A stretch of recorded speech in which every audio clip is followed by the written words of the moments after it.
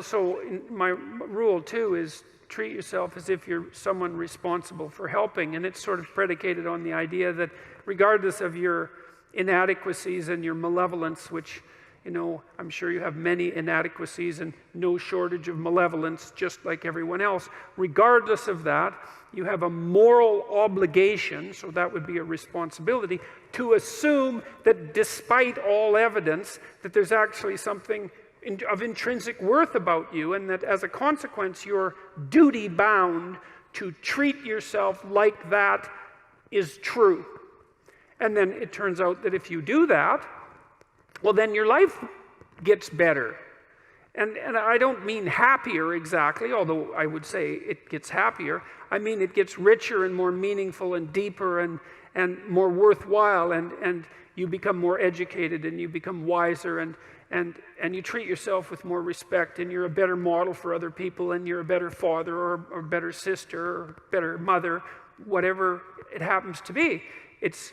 And you're less ridden by that guilt that gnaws at you, and shame that's there otherwise saying, you're not what you could be, you're not what you could be. And that's a hell of a voice to get rid of, and it's certainly not one that's easy to ignore. So that's a pretty good, that idea that there's something divine, let's say, that resides within you of ultimate worth. Even as a philosophical statement or a psychological statement rather than a metaphysical statement, it seems to be a precondition for establishing properly harmonious relationships with yourself. And that's worth thinking about a lot, that you have, because you could think that in some sense you just own yourself, because people do kind of make that claim, especially when they're trying to justify, for example, their right to suicide, that, it's your life, it's your body, you're yours to do what you will with. And if that was true, well, then it would seem to me that life would be a lot more straightforward, because you would just tell yourself things that you would instantly obey and believe. So first of all, you'd tell yourself all the things that you were going to do, and then you just run off and do them, which you don't, obviously, because it's much more difficult at that. And then you'd also say, well, enough of the guilt and the shame and the negative emotion and the disillusionment and the vengefulness and all those things that make life hard, especially the self-recrimination. It's like, what the hell do we need that for? And if we're our masters of our own destiny and owners of our own fate, then why can't we just command to ourselves that be dispensed with? And that doesn't work. I've never seen anybody able to do that. So, you can fool yourself for very brief periods of time into thinking that might work, but it doesn't work, and that's strange. And this is one of the reasons I love the psychoanalysts, because they were really the people, apart from the religious types, who figured out that whatever you are, you're not a unitary spirit that's under your own dominion. You're something like a loose unity of a multiplicity of spirits, many of which are doing their own thing, which you're striving to bring into some form of unity. But even that unity isn't something that's under your control in any real sense. It's a unity that has its own nature that you have to exist in relationship to. And I would also say that that's one of the things that keeps people's feet firmly on the ground, because otherwise it's easy to become egotistical and narcissistic. If you think that you're the center of your own being, in some fundamental sense, then you're only beholden to yourself. You're sort of a self-created creature. Perhaps you could think about it that way. But it doesn't work like that. It's like the ideal that constitutes the unity that you might become then sort of manifests itself as something that you could strive toward, but aren't. And it also serves as a judge. It's the thing that keeps you up at night saying, there's some things you're just not attending to, and you should get at it, because life is short and there's no shortage of trouble that you might end up in, and a wise person would attend to the dictates of his conscience and lay out his actions in the world according to what he knows to be true and correct. And that is how people think. And it isn't obvious that why we think that way. This is part of the reason that it seems to me so obvious that we have a religious instinct, because I can't think of what else you would possibly call that other than a religious instinct. You know, Nietzsche, when he proclaimed the death of God, which by the way was no triumphant proclamation, because he also mentioned that we would never find enough water to wash away the blood, which was his, what would you call it, prognostication for the 20th century, and a very accurate one at that. He believed that we would, in some sense, have to become as gods in ourselves in order to replace what we had lost. He thought that the collapse of the Judeo-Christian structure would be absolutely catastrophic for the West, and I believe that he was correct. And that the way out of that would be that we'd have to create our own values. We'd have to take the place of what was once, let's say, externalized and divine onto ourselves. And, you know, it's a hell of a theory. And it's not, and Nietzsche is not an easy person to criticize, because you have to do a lot of reading before you find someone who's 1/10 as smart as Nietzsche. He has this funny line about his books. It's really quite comical. He said, it takes most writers a whole book to write what I can write in a sentence. Then he said, no, they can't even manage it in a book. And that's actually true. I mean, if you read Nietzsche, Beyond Good and Evil, for example, you see that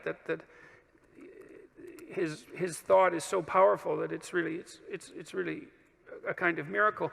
What the psychoanalysts realized, though, this was particularly Jung's contribution, I would say, Carl Jung's contribution. He was a great student of Nietzsche, a real admirer of Nietzsche, and really someone who was trying to solve the problem that Nietzsche had put forward, which was, well, our underlying metaphysics, our religious structure had collapsed, and that was the story upon which our entire culture was based, for better or worse. It had collapsed, and we needed to do something about that, and we were doing various things. We were turning to fascism, let's say, or we were turning to communism, both ideological replacements for more fundamental religious beliefs.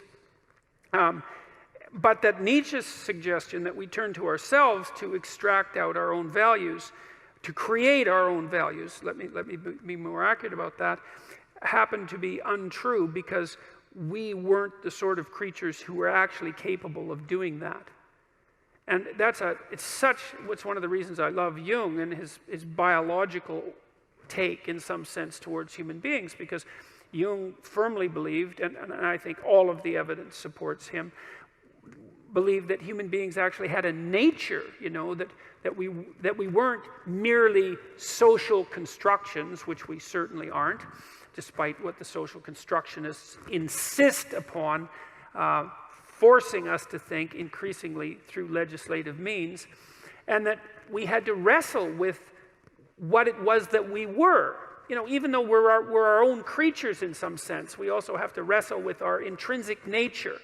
And we know about the nature part of that more and more. I mean, we know more about our neurocircuitry, for example. We know that there's a circuit for rage, and there's a circuit for fear, and there's a biological system for jealousy, and there's a system for altruism, and there's a circuit for play, and there's another one for pleasure, and there's a complex circuit for negative emotion, pain and anxiety and frustration and disappointment and guilt and shame. And we know that human beings share that motivational structure not only with all other human beings, but certainly with all mammals and almost all animals. And so that biological component of us is unbelievably deep, right? It's tens of millions, hundreds of millions, and even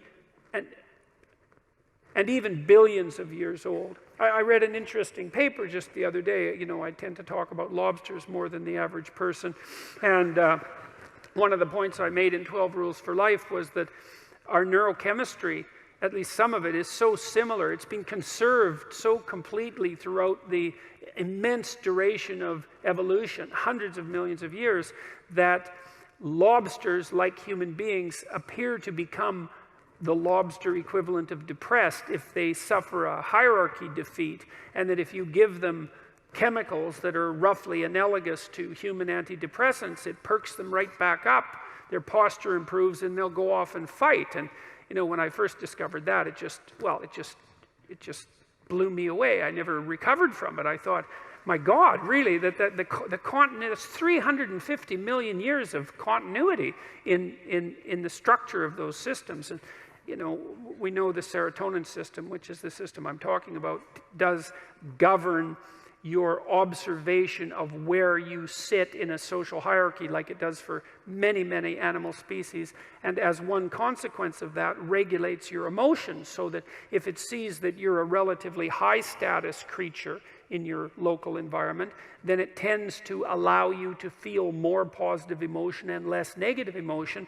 And if it sees you as a low status creature in your local comparative environment, then it does the opposite. It overwhelms you with negative emotion and suppresses positive emotion. And so, you know, and that's really bad. No one likes that. It's fundamentally, there's really nothing worse that can happen to you than that, to have those emotions adjusted in that manner, so that the incentive reward and the motivation and the positive emotion vanishes from your life. So there's nothing to be enthusiastic or excited about, and all of the negative emotions, pain, disappointment, frustration, grief, all of those terrible negative emotions are tremendously magnified. No one wants that.